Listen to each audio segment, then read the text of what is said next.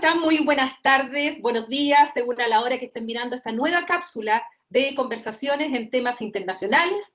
Esta vez tengo el gusto y el placer y el honor de poder conversar con Miriam, la profesora Miriam Colacray de la Universidad Nacional de Rosario, con quien nos encontramos alguna vez en el pasado, y hoy día tenemos, gracias a las tecnologías, la posibilidad de conversar sobre temas que nos son de interés común en el área internacional. Así es que te agradezco muchísimo, Miriam, de aceptar nuestra invitación de ser parte de estas cápsulas de conversaciones en temas internacionales.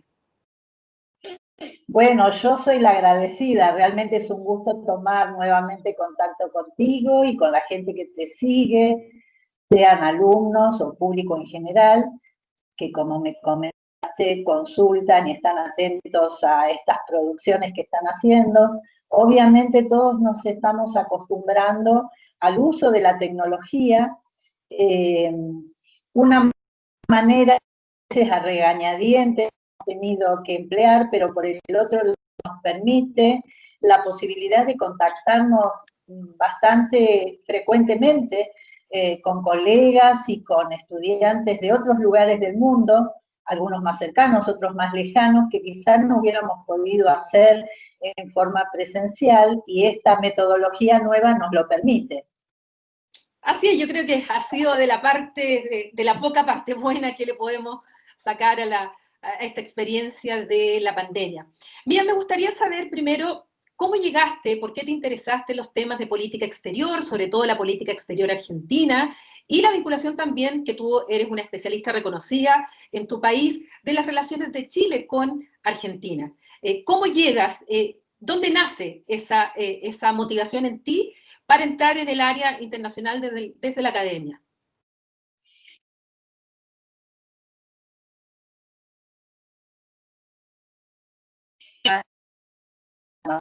Surge en el momento mismo en que durante la década del 70 estudié la licenciatura en Ciencia Política.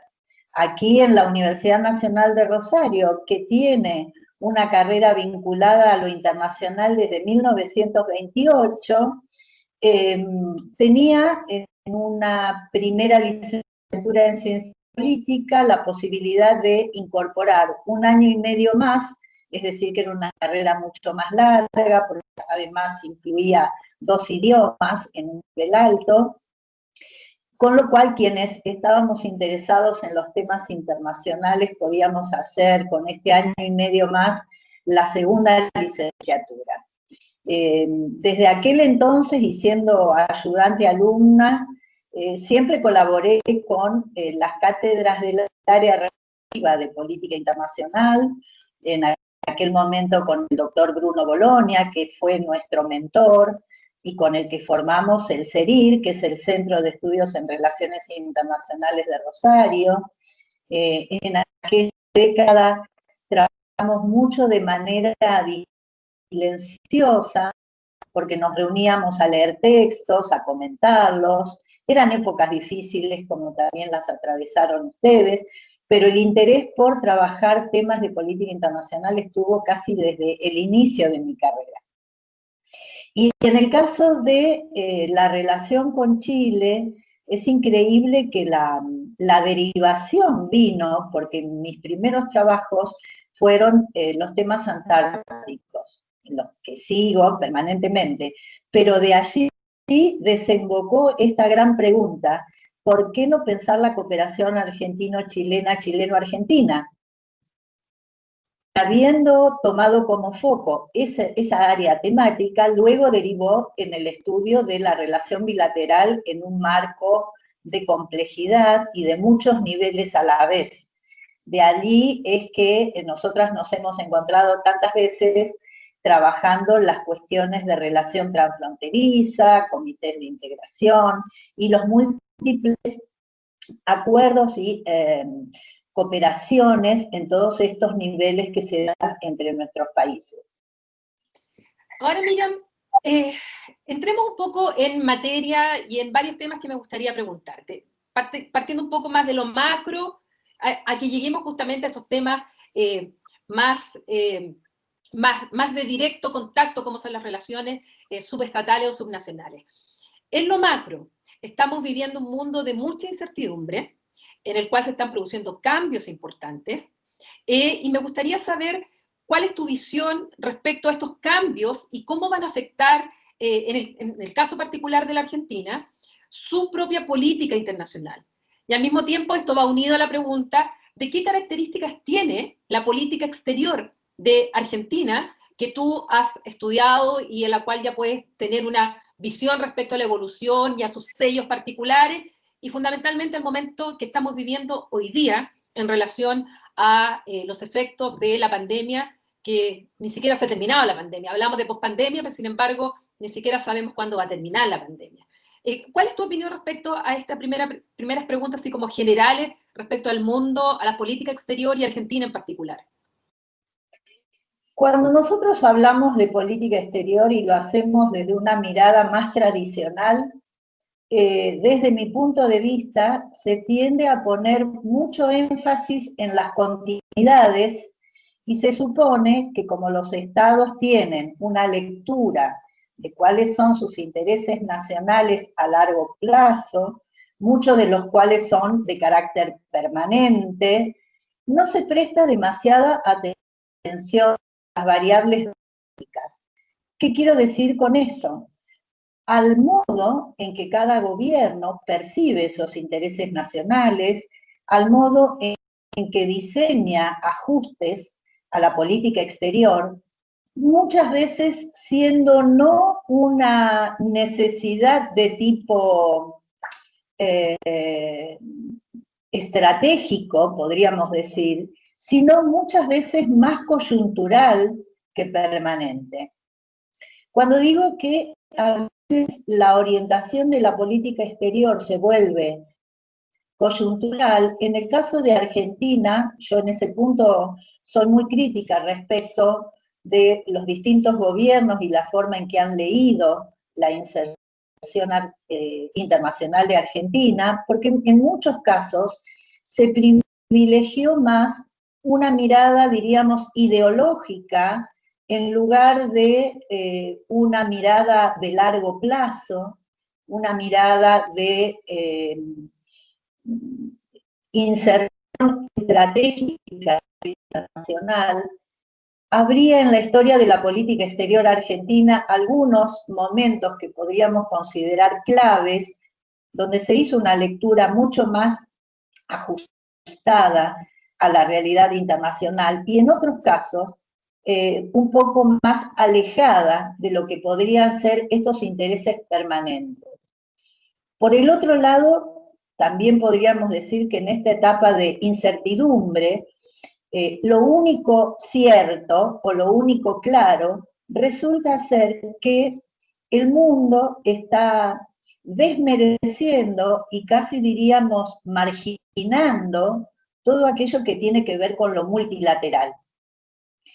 En esa cuestión, desde mi punto de vista, nuestros países que no tienen la capacidad para influir directamente en el diseño, en la arquitectura del orden internacional, sin embargo, en la práctica del multilateralismo, pueden tener cierta capacidad para influir, cierta capacidad como para concertar con otros estados, y tener de esta manera en el multilateralismo una contención en términos que podríamos decir que algunos objetivos pueden verse mejor logrados si se hacen de manera multilateral. También hay una cuestión que me preocupa bastante y tiene que ver con cierto relato alrededor de la integración, de la cooperación internacional, de la América como patria grande. A mí particularmente, y creo que quienes estamos en temas de integración y de cooperación internacional, nos parecería el mejor horizonte. Pero lo cierto es que cuando uno estudia y analiza en casos concretos ese discurso y lo compara con lo que realmente se logra, con la efectividad de estos objetivos, vemos que hay una distancia muy grande. Es decir, que muchas veces continuamos románticamente un relato que después no somos capaces de llevar a la práctica en acciones concretas. Miren, en ese sentido, cuando uno enseña, yo que me dedico a enseñar integración europea y siempre aquí explico todo el proceso de integración europea a estudiantes en Chile, la pregunta típica, siempre al final, es ¿por qué en América Latina no nos hemos integrado de la misma manera que en Europa? Siendo que, por ejemplo, en América Latina, en general, digamos, tenemos 2 idiomas. En cambio, en Europa tienen 24. En que europeos basta cruzar la frontera y las diferencias son desde la gastronomía hasta ¿qué decir? Las costumbres o la forma de comunicarse. O sea, las diferencias son tan enormes. Entonces, siempre los estudiantes preguntan, ¿y por qué en América Latina no ha ocurrido lo mismo cuando podemos tener incluso más intereses comunes, más vínculos comunes, más, más motivación? Y más encima tenemos un idioma, el español, que se comparte en gran parte de nuestro subcontinente. ¿Por qué nosotros no hemos logrado el mismo proceso de los europeos? Yo tengo mi respuesta, pero quisiera saber cuál es la tuya. ¿Cómo le respondes tú a aquellos que, típico en los seminarios, preguntan eso? Es una clásica pregunta. Sí, efectivamente, los europeos no entienden esto que nosotros llamamos procesos de integración en América Latina, que está siempre latente, siempre con nuevos modelos y con tan poca efectividad, tan poco es lo que logramos. Por lo general, cuando se analizan estas cuestiones, hay como dos vertientes bastante opuestas entre sí, y una de ellas es tener siempre una mirada externalista, ¿sí? Es decir, echarle la culpa a la afuera de nuestra propia región. Entonces muchas veces se dice, bueno, es Estados Unidos el que siempre de alguna manera ha impedido, ha interferido, ha tenido una mirada no positiva frente a la integración latinoamericana, lo cual en algunos momentos realmente uno podría decir, hay elementos como para tener en cuenta. De todos modos, ninguna explicación es por sí misma absoluta y tampoco puede basarse en una única cuestión. A mí me parece que resulta muy importante ver en qué medida los procesos de integración en América Latina, que tienen una historia bastante larga, han estado, en primer lugar, sostenidos sobre liderazgos o sobre miradas muy ideológicas. Es posible un proceso de integración cuando hay coincidencias ideológicas, cuando hay líderes de determinado signo político que lo llevan adelante. Por lo tanto, van a estar sujetos a los vaivenes que pueda tener la presidencia en cada uno de los países.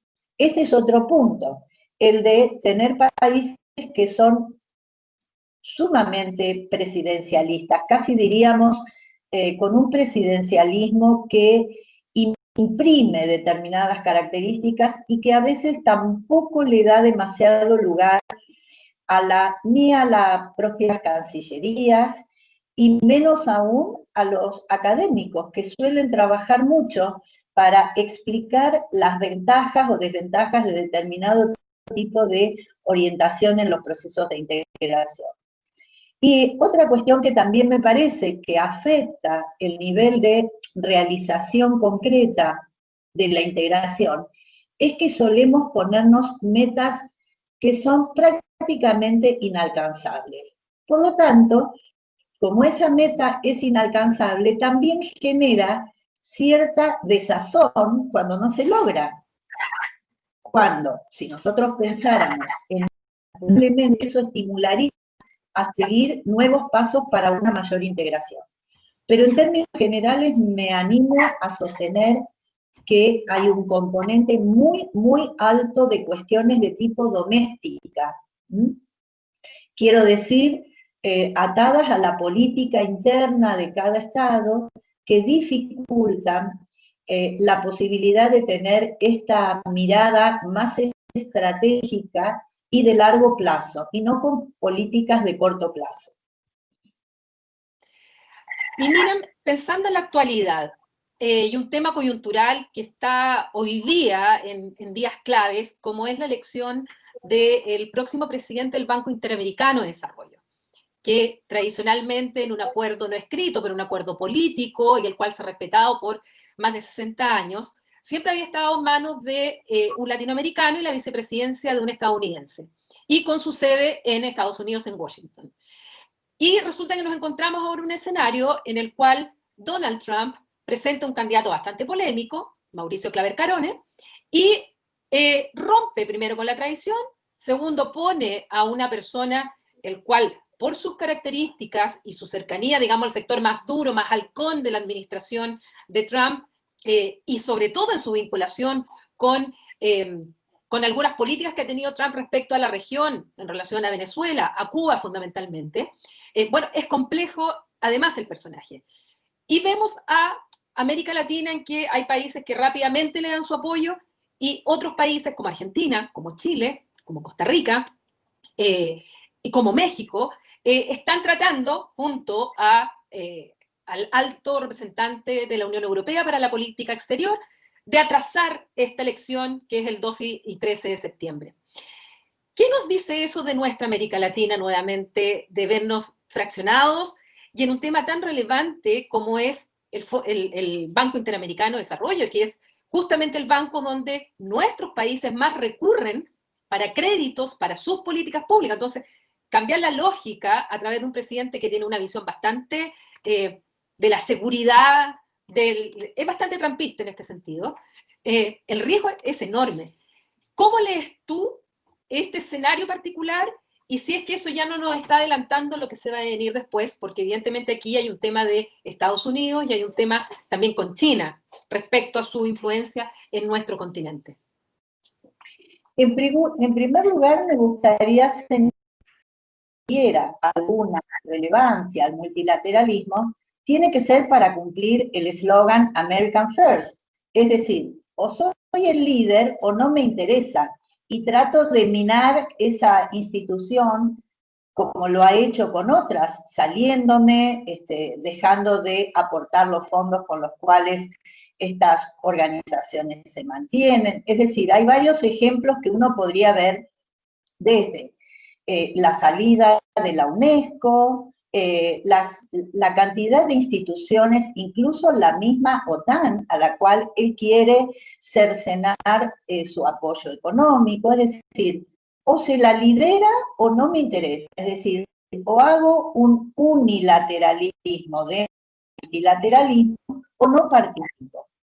En este caso, en el caso del BID, me parece que hay una intención que por un lado quiere sostener, digamos, esta idea de American First, y por el otro lado, porque está utilizando al BID como una especie de campo de batalla para evitar que China pueda tener algún tipo de participación y algún tipo de injerencia, viendo la relevancia que hoy está teniendo China en toda América Latina, en términos de aportes para infraestructura, en inversiones de todo tipo, en telecomunicaciones.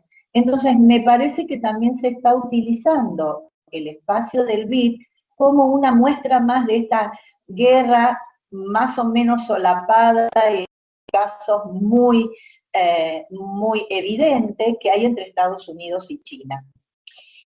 En el caso de nuestros países, me parece que esta es una ocasión en la cual podríamos realmente mostrar una voluntad de concertación para evitar que se rompa esta tradición tan importante, que aunque no escrita, ha estado en la base fundamental de todo el desarrollo del BID. Más de 50 años se siguió una tradición y no habría por qué destruirla justamente ahora. Y creo que ahí habría un escenario concreto como para que nuestros países que siempre hablan de cooperación interamericana y latinoamericana, seamos capaces de mostrar que frente a esto tenemos una postura única, ¿no es cierto? Y que no haya grietas que se puedan aprovechar.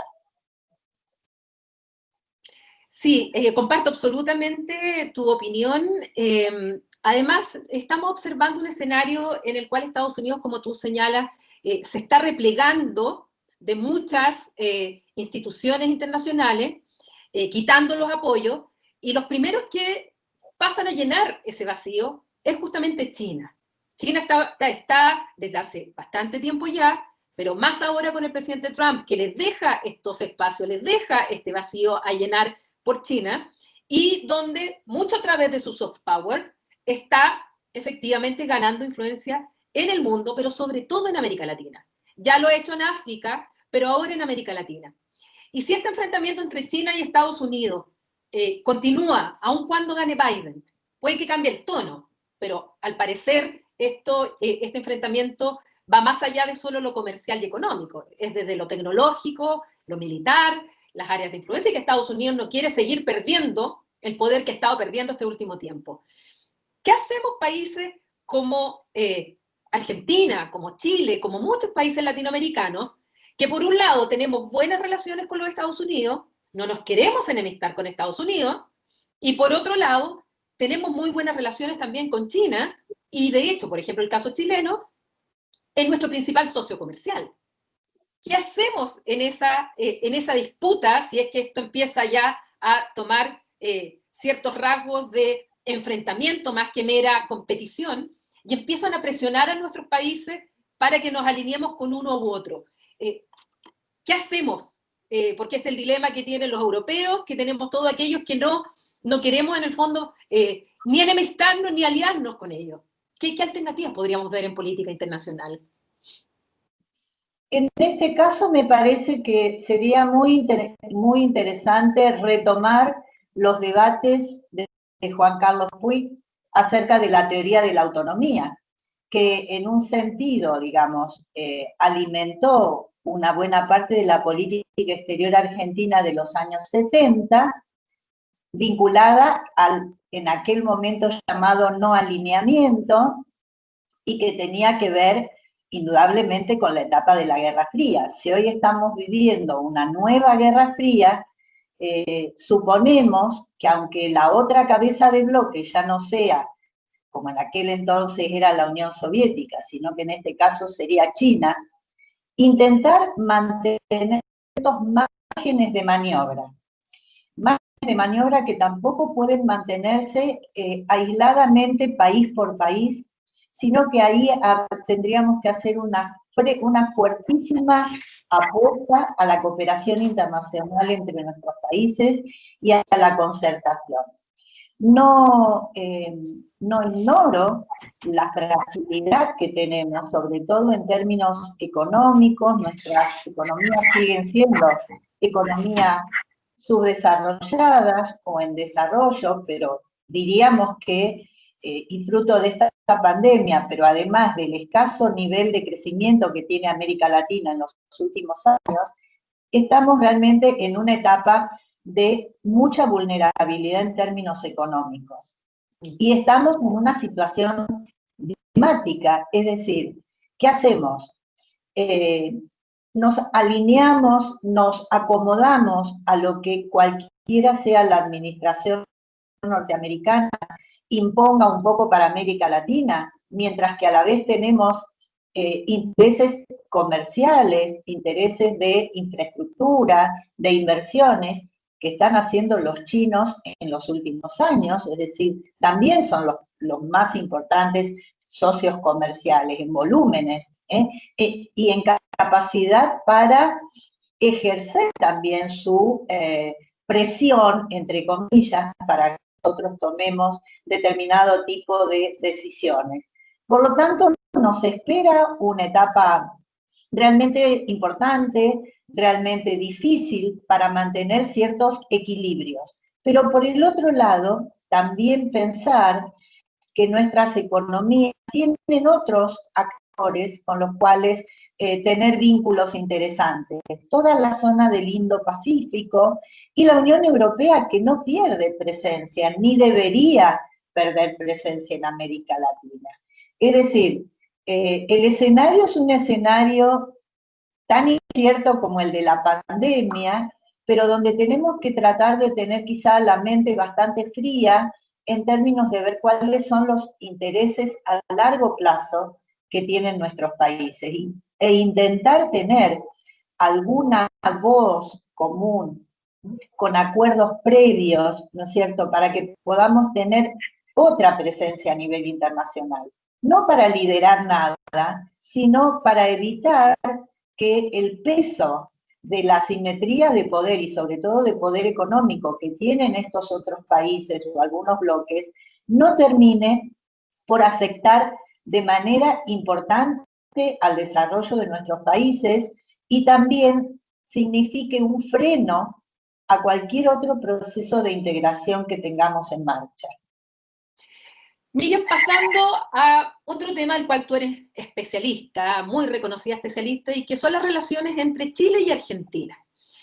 ¿En qué momento crees tú que están nuestras relaciones, más allá de algunas anécdotas de dimes y diretes entre nuestros presidentes últimamente respecto a la pandemia y a los números, pero más allá de eso, que de verdad me parece anecdótico, pero sí, por ejemplo, hace un par de días se anuncia, pese a que son signos políticos distintos, el presidente Piñera con el presidente Fernández, anuncian este acuerdo respecto del roaming, que son avances que son tangibles para la gente respecto a nuestras vinculaciones. Pero por otro lado, también hay sectores que están levantando, por ambos lados de la cordillera, el tema de la plataforma continental y buscan por ahí también, con ciertos nacionalismos, tratar de enfrentarnos también, por lo menos nuestras opiniones públicas. ¿En qué momento estamos en nuestras relaciones Chile-Argentina? Tú que has estudiado la historia y la evolución de ellas, ¿y cómo las calificarías en nuestros términos actuales? Diría que esto que llamamos, digamos, un evento o una circunstancia, como fue casi la desesperación de nuestros países de mostrar cuál venía siendo su acción y sus políticas correctas para enfrentar la pandemia, terminaron siendo opiniones que en un lugar de poca relevancia significaron un traspié en la relación, ¿no? O un acto fallido, porque en realidad que cada país quiera mostrar cómo se ubicaba frente al mundo para poder darle pelea a esta pandemia, terminó siendo en muchos casos comparaciones odiosas que no llevan realmente a ningún lado. A mí particularmente me pareció que más que mostrar los niveles de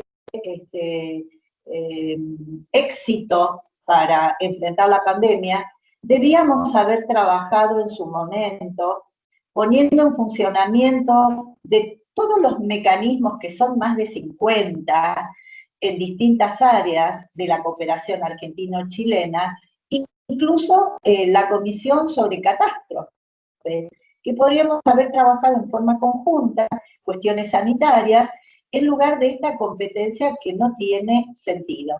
Me parece que, no quiero exagerar, pero creo que ahí hubo un consumo interno, que muchas veces suele, cuando los jefes de Estado no están demasiado bien en las encuestas o quieren crecer en la aprobación que tienen por parte de la ciudadanía, suelen utilizar alguna cuestión de tipo internacional.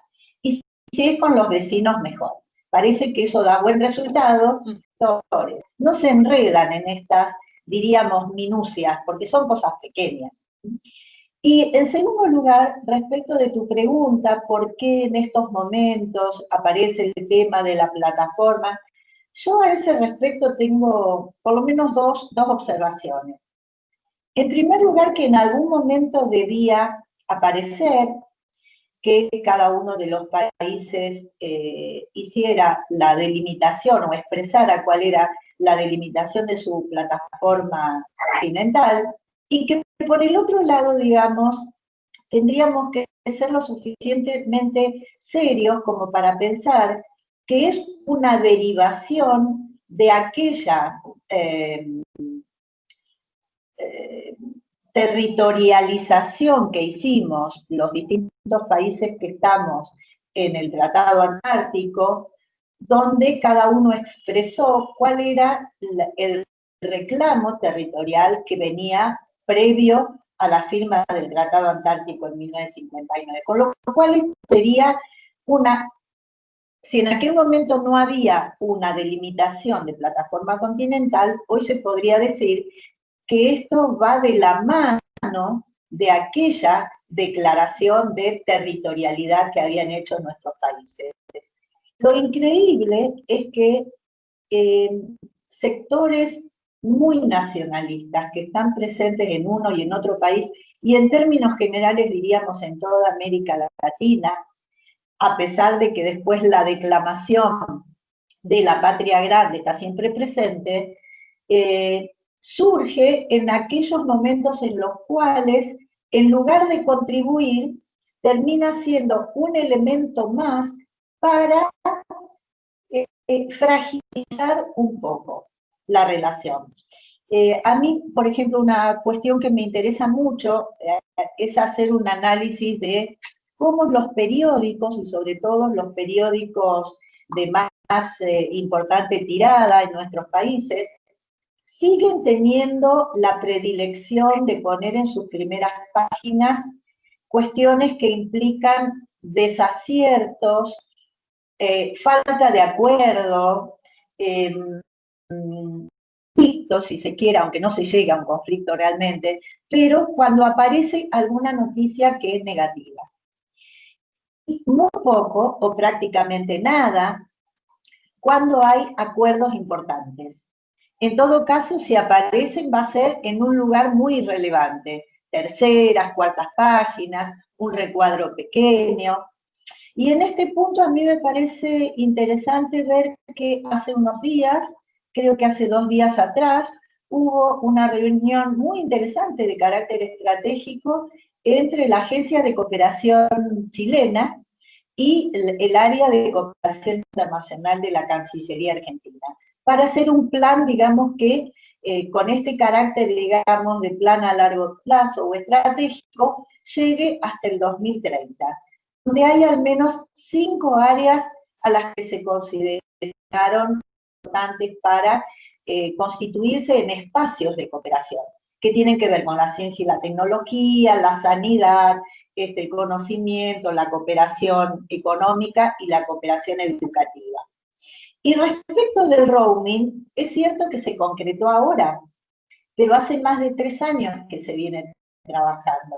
Es decir, que fue una temática que se inició en el gobierno anterior y se concreta en este, lo cual también tendríamos que considerarlo como algo importante.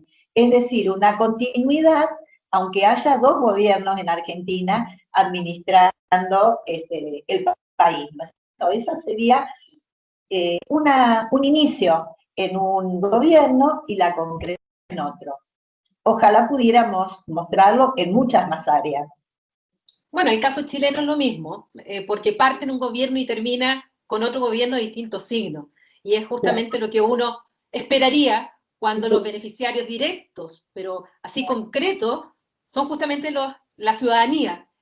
Porque a veces hay otros temas los cuales son menos tangibles para el ciudadano de a pie los beneficios de estos acuerdos. Pero esto es algo que ocurrió también en la Unión Europea, que cuando el roaming a través de la Unión Europea empezó a funcionar, bueno, se dieron cuenta que eran los avances que estaban teniendo y los beneficios que tenían justamente del buen diálogo y en ese caso la integración entre los estados.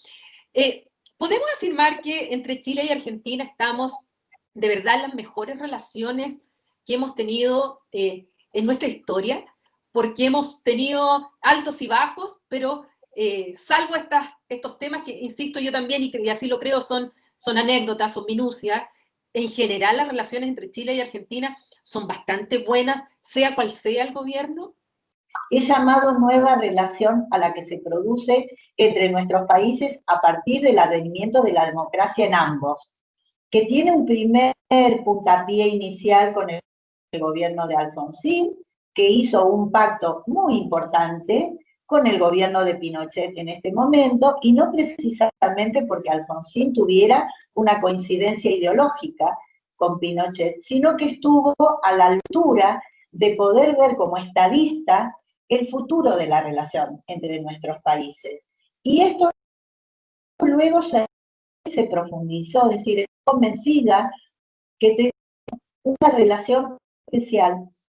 Quizá todavía le faltan algunos elementos para que podamos considerarla como relación estratégica. Tenemos muchos puntos en común, muchos, y no solo en cuestiones de soft power o en cuestiones de que quizá los internacionalistas que le dan tanta importancia a las cuestiones de defensa y seguridad y las ponen siempre en el tope de la agenda, nosotros también en ese caso tenemos muchos puntos de acuerdo, porque así como algunos levantan de manera tan prominente la cuestión de que haya una cierta superposición de las plataformas que cada uno de nuestros países declaran, dejan de tener en cuenta la cantidad de acciones que Argentina y Chile vienen llevando adelante en Antártida en una cooperación en terreno. Tenemos una política antártica común, tenemos investigaciones, tenemos inspecciones hacia otras bases para el cumplimiento de los objetivos del tratado y sobre todo en temas medioambientales. Es decir, estamos generando algunas zonas de protección especial en términos ambientales en la Antártida, como proyecto que llevamos al Tratado Antártico en forma conjunta. Es decir, tenemos tantas otras cosas para mostrar y que no siempre salen a la luz y generalmente las conocen los especialistas. En cambio, cuando hay algún punto de diferendo o potencial diferendo, es lo que inmediatamente cobra relevancia en los medios periodísticos. Ahora miren, pensando ya más en la baja política, no en la alta política, sino en la baja política, tú también has estudiado muchísimo las relaciones entre nuestras regiones y provincias argentinas, esta llamada diplomacia subestatal o paradiplomacia. ¿Cómo has visto tú el desarrollo a través de los comités de integración y fuera de los comités de integración de nuestra vinculación subestatal o subnacional? Lo que he visto es el crecimiento exponencial en cuanto a los comités de integración, que si bien forman parte de la institucionalidad de la relación entre los dos países, lo cierto es que en 1987 teníamos un solo comité de integración. Hoy tenemos 8. Y en algunos casos, la aparición de nuevos comités tuvo que ver con el trabajo de regiones y provincias de Argentina que vieron que tenían algunas problemáticas particulares y por lo tanto, algunas incorporándose a esos comités, aunque no sean típicamente fronterizas. El caso de mi provincia, la provincia de Santa Fe, que se ha integrado al túnel de Agua Negra, que se ha integrado a la Cicosur. Es decir, muestran que aún no siendo fronterizos, que seríamos paravecinales o parafronterizos, tenemos en esas regiones muchos intereses importantes para compartir, sean de infraestructura, de movilidad, de intercambio comercial, de facilitación, digamos, por ejemplo, hacia los puertos del Pacífico y viceversa, lo cual indica, digamos, que hay una dinámica que va más allá de lo que a veces las autoridades centrales son capaces de percibir desde un escritorio ubicado en las capitales. Creo que compartimos contigo el tema por ser también del interior de cada uno de nuestros países, no estar ni en Santiago ni en Buenos Aires, que las realidades desde nuestras regiones se perciben de una manera muy diferente que lo que a veces el gobierno central puede ver o cómo imagina esas realidades o cómo directamente desconoce las particularidades de estas regiones. Con lo cual me parece que el contacto es muy importante.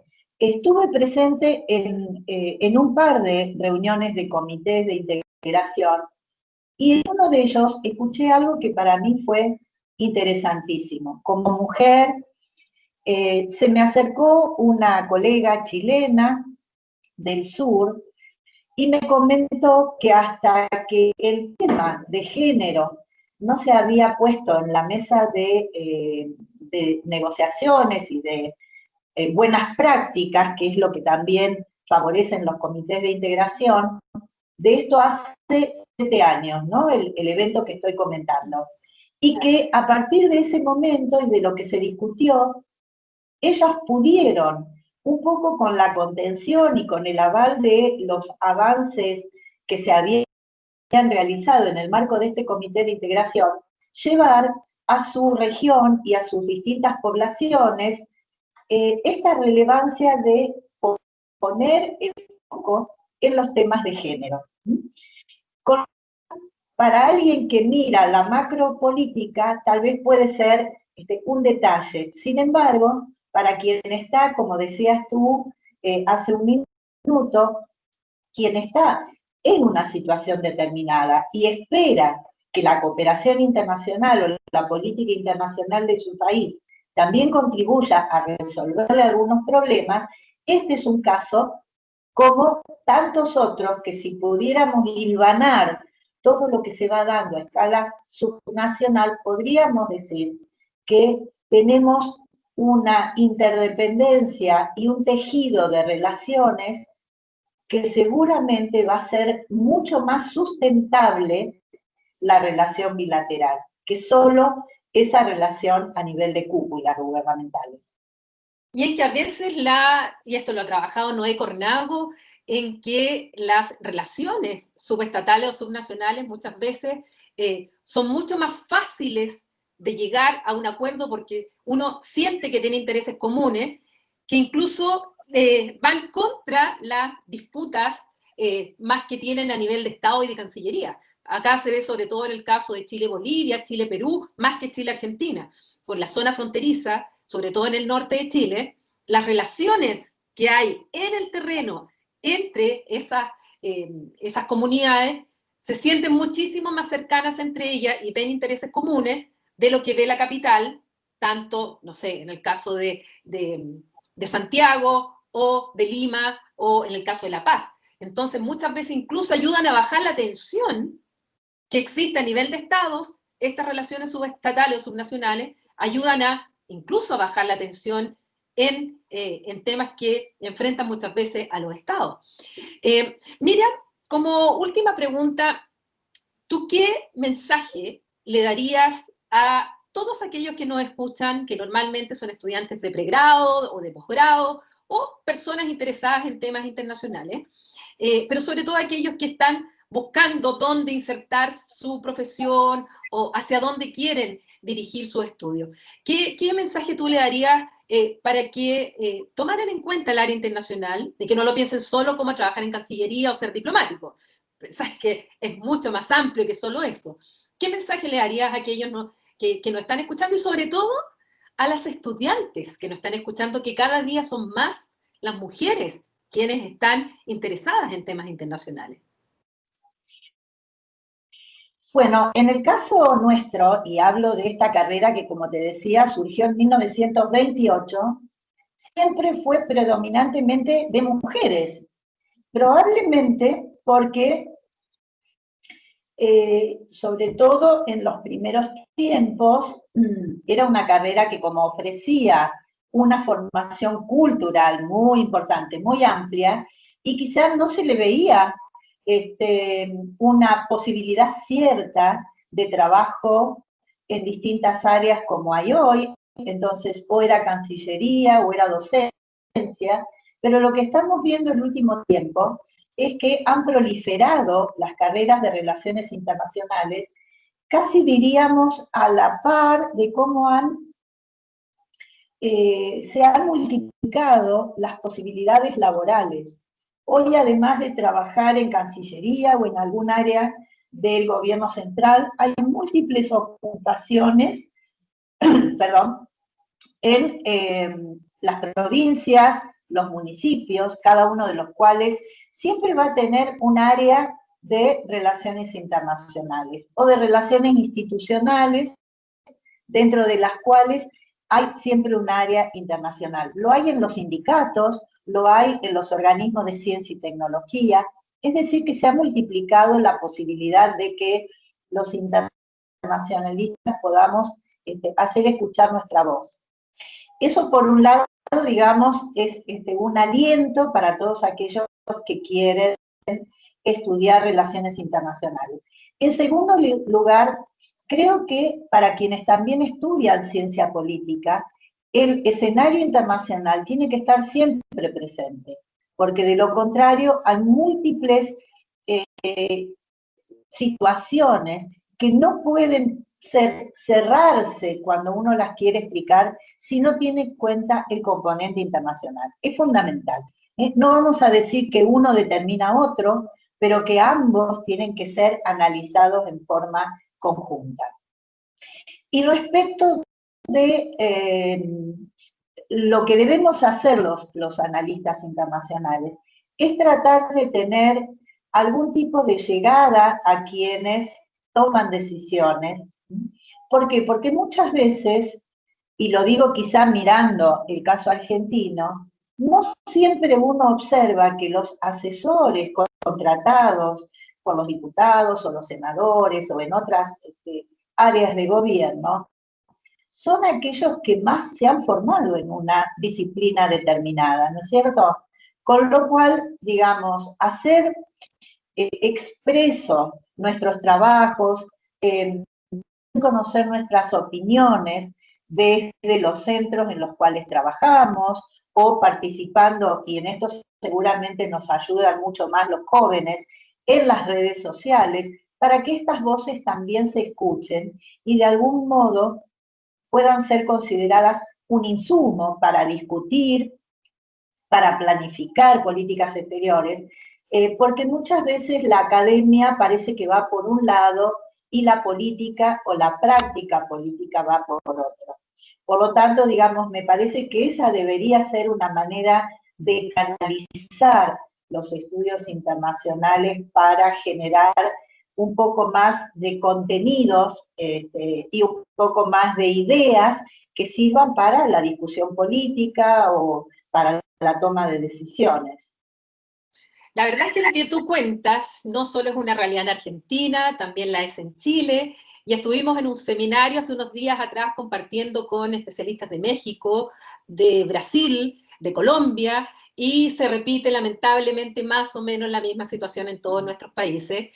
Y claro, ahora las redes sociales también nos ayudan mucho a ir dando nuestra opinión en algunos temas de política exterior que en la burocracia normal, sencillamente a veces ni se escuchan, ni se preguntan, o sencillamente se ignoran porque no coinciden muchas veces con los intereses de burócratas de partido o lo que sea respecto a una toma de decisión.